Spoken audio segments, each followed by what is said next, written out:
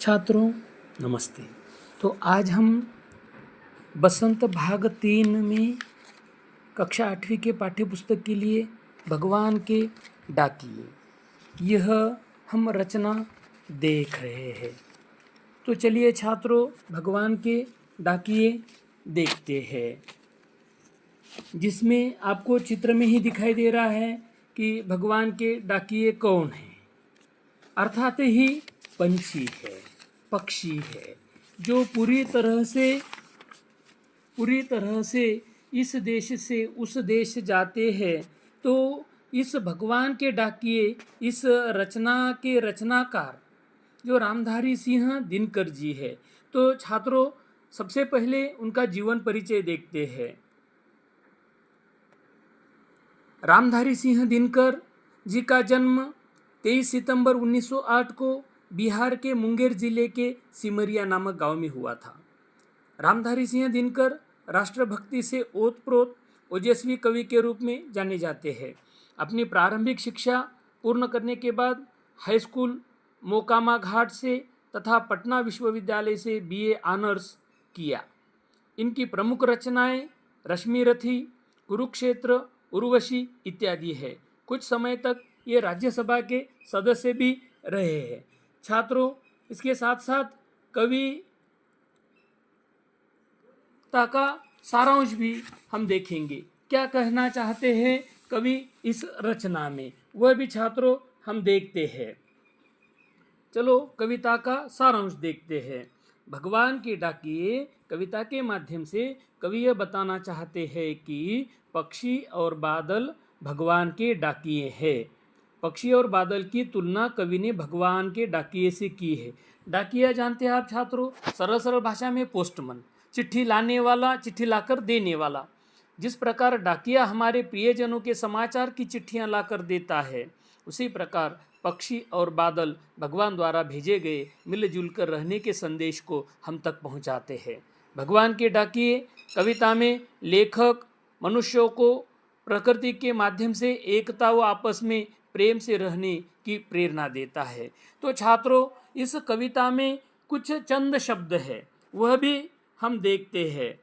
तो शब्दार्थ आप छात्रों लिखकर भी ले सकते हैं। डाकिए पत्र लाने वाला या चिट्ठियां लाकर देने वाला। महादेश विशाल देश, चिट्ठियां पत्र खत, बाँचते हैं पढ़ना रीडी, आंकते अनुमान करना, धरती जमीन पृथ्वी, सौरभ सुगंध, पाखों पंख।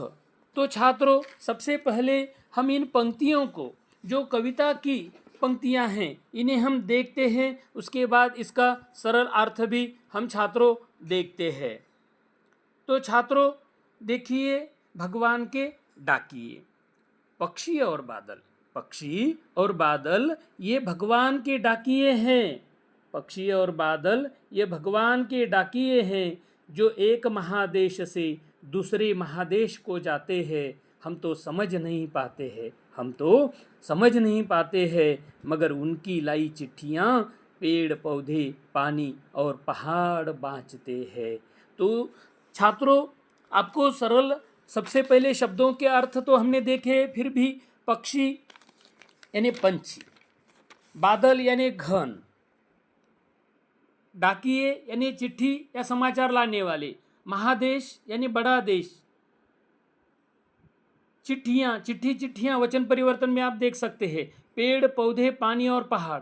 छात्रों ये चार के चार प्राकृतिक घटक है। तो देखो छात्रों मैंने आपको पहले पद के शब्दार्थ बताए, इसके साथ साथ पहले पद की हम भावार्थ पहले पद का भी देखते हैं। तो चलिए छात्रों कवि कहते हैं इस पहले पद में, कवि दिनकर जी पक्षी और बादलों को भगवान के डाकिए कहा है। कवि का मानना है कि पक्षी आकाश में विचरण करते हुए एक स्थान का संदेश दूसरे स्थान तक पहुंचाते हैं। आकाश में विचरण करने वाले बादल भी उमड़ घुमड़ कर विश्व बंधुत्व का संदेश पेड़ पौधों, नदियों, तालाबों, समुद्र और पर्वतों तक पहुंचाते हैं। इस कविता का मुख्य उद्देश्य यह है कि पक्षी व बादल के संदेश को, प्रकृति को समझ जाती है पर मनुष्य नहीं समझ पाते हैं। पहले पद में छात्रों यह वास्तविक ही है। पक्षी और बादल यह यहाँ से वहाँ, इस देश से उस देश से संदेश लाने वाले हैं, भेजने वाले हैं। हालांकि उन्हें कोई रोकने वाला टोकने वाला भी नहीं है। सही मात्रा में भाईचारा का संदेश भी वे पहुंचाते हैं। तो छात्रों इसके साथ साथ देखते हम दूसरा पद। दूसरा पद में सबसे पहले यहाँ पर वाचन करता हूँ। हम तो केवल यह आंकते हैं, हम तो केवल यह आंकते हैं कि एक देश की धरती दूसरे देश को सुगंध भेजती है, दूसरे देश को सुगंध भेजती है। और वह सौरभ हवा में तैरते हुए पक्षियों की पाखों पर तीरता है। तैरते हुए पक्षियों की पाखों यानी पंख पर तीरता है। और एक देश का भाप दूसरे देश में पानी बनकर गिरता है। तो छात्रों शब्द पहले देखे, फिर भी मैं आपको कविता की पंक्तियों के साथ बताता हूँ। हम तो केवल यह आंकते हैं, आंकना अनुमान लगाना कि एक देश की धरती यानी जमीन पृथ्वी, दूसरे देश को सुगंध यानी खुशबू, गंध, सुगंध का अर्थ छात्रों। और यह सौरभ, और वह सौरभ हवा में, सौरभ यानी सौरभ का अर्थ भी सुगंध है, गंध है, सुवास है। वह सौरभ हवा में, हवा यह तो प्राकृतिक, हवा में तैरते हुए लहराते हुए पक्षियों की पांखों पर तीरता है। पक्षियों के पांख यानी छात्रों पंख पर तीरता है, उन्हीं के साथ वह सुगंध रहती है। और एक देश का भाप, एक देश में जब पानी की भाप होती है, पानी का वायु में रूपांतर होता है, एक देश का भाप दूसरे देश में पानी, और वहीं हुई पानी की भाप जहाँ पर हुई है तो कहीं दूसरे देश में हुई भाप का पानी बनकर वही भाप गिरता है। तो रामधारी सिंह दिनकर जी इस दूसरे पद के भावार्थ में क्या संदेश देते हैं वह भी छात्रों हम देखते हैं।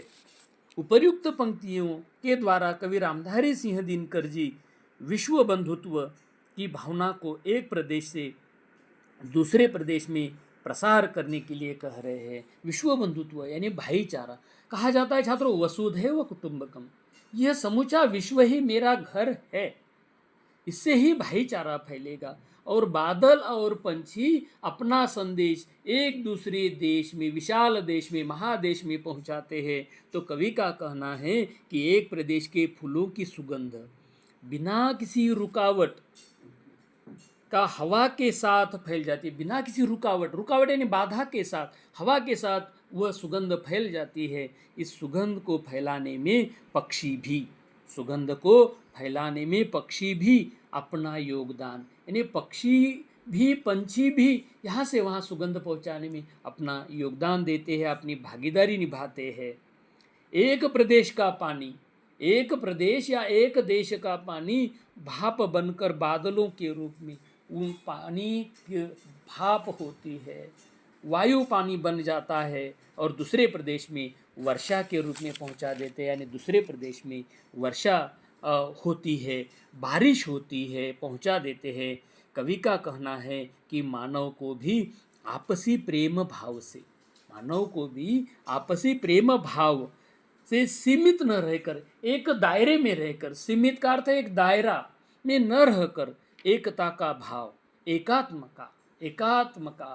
का भाव पूरी दुनिया में प्रसार करना चाहिए। छात्रों यहाँ पर रामधारी सिंह जी की यह जो रचना है भगवान के डाकिए, वास्तव में यह पंछी और बादल भगवान के डाकिए है। वह यहाँ से वहाँ अपना संदेश पहुँचाते हैं और विश्व बंधुत्व की प्रेरणा देते हैं। छात्रों आप अभी मेरे चैनल को सुन रहे हैं तो ज़रूर मेरे चैनल को सब्सक्राइब कीजिए, लाइक करें, शेयर करें और सभी अपने मित्रों को भेजें। सरल एवं आसान भाषा में आने वाले और भी वीडियो देखने के लिए लगातार बने रहे। धन्यवाद।